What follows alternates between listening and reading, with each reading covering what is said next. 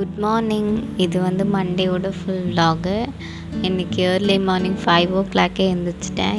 என்ன ஒரு எக்ஸைட்மெண்ட்னா, இன்றைக்கி பாப்பாவுக்கு வந்து கிருஷ்ணர் காஸ்டியூம் போட போகிறோம். அந்த ஒரு எக்ஸைட்மெண்ட்லேயே யோசிச்சுட்டே படுத்தேன். அதே மாதிரி மார்னிங் 5 o'clock எழுந்திரிச்சிட்டேன். சில மூவிஸ்லாம் பார்க்கும்போது நம்ம லைஃப்லேயே அந்த மாதிரி மேஜிக் நடந்துராதா அப்படின்ற மாதிரி இருக்கும். என் லைஃப்பில் வந்து பாப்பா பிறந்ததுக்கப்புறம் தான் உண்மையிலேயே மேஜிக் நடந்த மாதிரி எனக்கு இருக்குது. ஏன்னா பாப்பா வந்து வயிற்றில் இருக்கும்போது எனக்கு அந்த பாண்டிங் வந்து எனக்கு தெரியல. பாப்பா வந்து பிறந்ததுக்கப்புறம் என் கூடவே இருக்கிறது, விளையாடுறது, சிரிக்கிறது, அதே மாதிரி அழுவுறது, இது எல்லாமே வந்துட்டு ஒரு பாண்டிங் உருவாகும். எல்லா அம்மாக்குமே அது தெரியும்னு நான் நினைக்கிறேன்.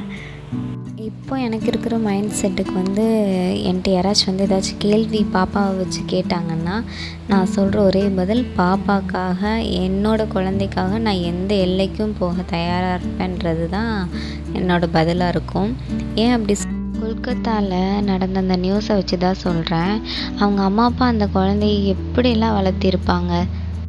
சிரிக்கிறத ரசித்து, ஓடுறத ரசித்து, சாப்பாடு ஊட்டி, அதை ஒவ்வொன்றும் பாதுகாப்பாக பார்த்து கடைசி வரைக்கும் கொண்டு வந்து கடைசியில் இப்படி ஆயிடுச்சேன்றது அந்த அவங்களுக்கு எப்படி இருந்திருக்கும். ஒரு கல்யாணம் பண்ணி கூட பார்க்க முடியாத நிலமையில அந்த பேரண்ட்டோட மனவலி என்னன்னு இங்கே இருக்கிற எல்லா பொண்ணுங்களுக்குமே தெரியும். பசங்களுக்கு தெரியுமா இல்லையான்னு எனக்கு தெரியலை. ஆனால் வந்து எல்லா ஹவுஸ் ஒய்ஃப் பேரண்ட்ஸ் எல்லாத்துக்குமே தெரிஞ்சிருக்கணும் அது. ஏன்னா நம்மளுக்கும் அதே பொண்ணு இருக்கும். நம்ம வீட்லேயும் ஒரு அம்மா இருப்பாங்க, ஒய்ஃப் இருப்பாங்க, குழந்த இருப்பாங்க, அக்கா தங்கச்சின்னு எத்தனை பேர் இருக்கோம். எத்தனை பேர்த்துக்கு இந்த மாதிரி வெளியில் சொல்ல முடியாத ரெஸ்ட்ரிக்ஷன் இருக்குது. நீங்கள் எல்லாருமே வந்துட்டு போனால் போதுன்னு விடுறனால தானே இவ்வளோ தூரம் வந்து நிற்கிது. ஃபஸ்ட் டைம் நடக்கையிலேயே நீங்கள் ஒரே ஒரு ஸ்டெப் எடுத்து வைக்கல, சும்மா நச்சுன்னு எடுத்து வச்சுருந்தீங்கன்னா இன்றைக்கி இவ்வளோ தூரம் வந்து நின்று இருக்குமா? பாவம், அந்த பொண்ணு என்ன கஷ்டப்பட்டிருக்கோம். உங்கள் எல்லாத்துக்குமே அந்த வலி தெரிஞ்சிருக்கணும். பசங்களாக இருக்கட்டும், பொண்ணுங்களாக இருக்கட்டும். அந்த பொண்ணு சாக போகிறோன்னு தெரிஞ்சு நம்மளை யாராச்சும் காப்பாற்றிட மாட்டாங்களான்னு அந்த பொண்ணு எவ்வளோ துடிச்சிருக்கும். இதெல்லாம் நினச்சி பார்க்கவே கஷ்டமாக இல்லையா? நீங்கள் எல்லாருமே தான் வந்து போராடணும். இல்லை பசங்க, நீங்களே கொஞ்சம் நினச்சி பாருங்களேன். உங்கள் காலில் அடிபட்டிருந்தாலோ, இல்லை கையில் எங்கேயாச்சும் அடிபட்டிருந்தாலோ, ஏன் பிளேடு வச்சு கீறினா கூட உங்களுக்கு எப்படி வலிக்குது. சில பேர்த்துக்கு வலிக்குமா இல்லையான்னு எனக்கு தெரியல. ஆனால் யாருக்காக இருந்தாலும் கீறினா ரத்தம் வரும், வலிக்க தான் செய்யும். அந்த பொண்ணுக்கு அப்போ அப்படி தானே இருந்திருக்கும். நீங்கள் எல்லோரும் பையன் வேணும்னு தவமிருந்து பெற்றுக்கிறீங்க. ஆனால் வந்து அதை வளர்த்து தெரியணும். பேரண்ட்ஸ் பேச்சை கேட்கலன்னா அடிங்க. ஏன் அடிக்க மாட்டேங்கிறீங்க? நீங்கள் அடிக்காமல் இருந்து தானே இன்றைக்கி ஒரு பொண்ணோட உயிரே போகுது. அடித்து வளர்த்துறதுல என்ன தப்பு? அடித்தா உடனே அவன் செத்து போயிடுவானா? கிடையாது. அவன் வந்து திருந்தணுன்னு தானே நீங்கள் அடிக்கிறீங்க. ஒன்றும் இல்லை, பொண்ணுங்களை எப்படி பார்க்கணுன்றதை மட்டும் நீங்கள் சொல்லி வளர்த்துனா போதும். மற்றபடி அவங்க என்ன பண்ணாலும் வந்து நீங்கள் ஏற்றுக்குங்க, ஏற்றுக்காமல் போங்க. அது வந்துட்டு பேரண்ட்ஸோட லைஃபு. இப்போ நான் வந்து எனக்கும் ஒரு பொண்ணு தான். அந்த பொண்ணு இருக்குது அப்படின்றதுக்காக பசங்களை வந்துட்டு இப்படி தான் அப்படின்னு நான் சொல்ல முடியாது.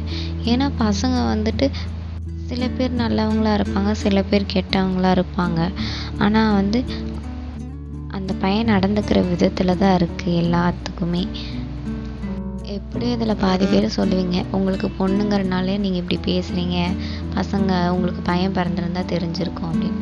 இல்லைங்க, எந்த குழந்தையா இருந்தாலும். இப்போ நான் என் குழந்தைக்கே வந்துட்டு 7-8 மாதம்தான் ஆக போகுது.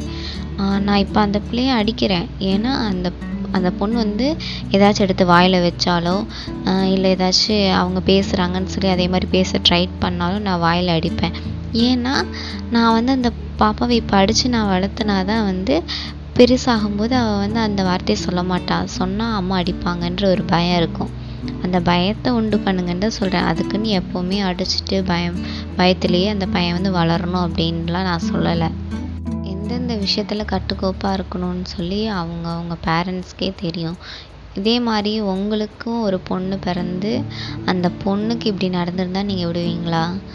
அதனால தான் நான் இப்படி சொல்லிகிட்டு இருக்கேன். இவ்வளோ தூரமும் எப்படியும் நான் சொல்லி பாதி பேர் தலையில் ஏறி இருக்காது. ஏன்னா இன்னும் கொஞ்ச நாள் பேசுவீங்க, அப்புறம் அதை மறந்துடுவீங்க. ஆனால் அந்த பொண்ணோட வலி, வேதனை, அழுக, காப்பாற்றுங்கன்னு சொல்லி அந்த கதறல் எல்லாருமே கேட்டிருப்பீங்க இல்லையா? கேர்ள்ஸ் நீங்களும் வந்துட்டு கொஞ்சம் கேர்ள்ஸுன்னு இல்லை, இப்போ யார் என்னன்னு கூட பசங்க பார்க்க மாட்டேங்கிறாங்க. அதனால் எல்லாருமே கொஞ்சம் சேஃப்டியாக இருங்க. வெளியே போகும்போது பெப்பர் ஸ்ப்ரே அந்த மாதிரி எடுத்துகிட்டு போங்க. ஓகே, நம்ம பேசிகிட்டே இருப்போம். விலாகுக்குள்ளே வந்துடலாம். கரெக்டாக நான் வயலுக்கெலாம் போயிட்டு கன்றுக்குட்டியை பிடிச்சிட்டு வந்ததுக்கப்புறம் துணி துவைச்சி காய போட்ட உடனே தண்ணி வந்துச்சு. இது கொஞ்சம் நேரத்துக்கு முன்னாடி வந்திருக்க கூடாதா அப்படின்னு இருந்துச்சு. ஏன்னா நான் தண்ணி தூக்கிறதுக்கு வேண்டி வீட்டுக்கு பின்னாடி இருக்கிற சிண்டெக்ஸில் போய் எடுத்துகிட்டு வந்துட்டு இருந்தேன். அப்புறம் தண்ணி வந்துருச்சு. தண்ணியை பிடிச்சி மாட்டுக்கெலாம் காமிச்சிட்டு அப்புறமா வெள்ளரிக்காய் கொடிக்கு தென்னங்கன்றுக்குன்னு மாற்றி விட்டாச்சு. வெள்ளரிக்காய் இன்றைக்கி 2 வந்திருந்தது. ஆல்ரெடி ஒரு வ்ளாகில் சொல்லியிருந்திருப்பேன். அப்புறம் வாசல் தெளித்து கோலமும் போட்டுட்டு அந்த தண்ணியெல்லாம் பூச்செடிக்கு நான் நிறையா விடுவேன். ஏன்னா பூச்செடியில் டெய்லியும் அதில் ஒரு 10-15 பூ பூத்துரும். அது என்னென்னா ஹைபிஸ்கஸ் தான்.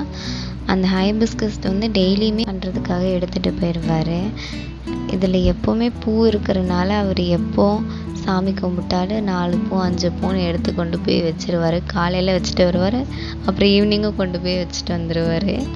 எடுக்கையில் பார்த்து எடுக்கணும். ஏன்னா பின்னாடி அந்த லீஃப் பின்னாடி இருக்கிறதுல எறும்பு வந்துடும். மழை வர மாதிரி இருக்குன்னு சொல்லி சீக்கிரமாக சின்ன கிருஷ்ணனை ரெடி பண்ணிட்டோம். ரெடி பண்ணி ஒரு 10 நிமிஷம் ஒரு 1/4 மணி நேரம் தான் இருக்கும். ஒரு வீடியோ எடுக்கிறதுக்குள்ளே அது எல்லாத்தையும் அத்தாச்சு, தூக்கி வீசியாச்சு, எல்லாம் பண்ணியாச்சு. கடைசியில் கிருஷ்ணர் பாதை வைக்கல, பேம்பஸ் கிருஷ்ணனாக தான் நாங்கள் வச்சோம். சரி விடுங்க, இது ட்ரெண்டிங் கிருஷ்ணன், அதனால் பேம்பஸ் போட்டு நாங்கள் பாதை வச்சுருக்கோம். எல்லாத்து வீட்டில் இருக்கிற குட்டி கிருஷ்ணா ராதைக்கு ஹாப்பியாக கொண்டாடுங்க. யார் வீட்டிலலாம் கிருஷ்ணரோட காஸ்டியூம், யார் வீட்டிலலாம் ராதையோட காஸ்டியூம்னு சொல்லி கமெண்ட் பண்ணிட்டு போயிருங்க.